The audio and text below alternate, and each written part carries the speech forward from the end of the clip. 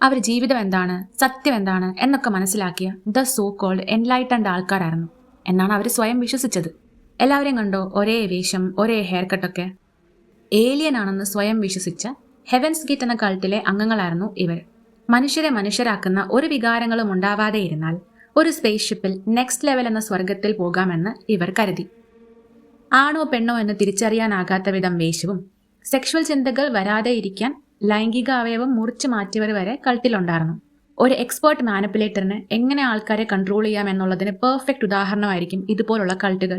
ഏത് type cult group എടുത്ത് observe ചെയ്താലും അറിയാൻ പറ്റും, അവർ പറയുന്നത് മാത്രമാണ് സത്യം എന്നായിരിക്കും അവരുടെ വിശ്വാസം. ഒരു അണുവിട അങ്ങോട്ടോ ഇങ്ങോട്ടോ മാറി ചിന്തിക്കാൻ അവർക്ക് പറ്റില്ല.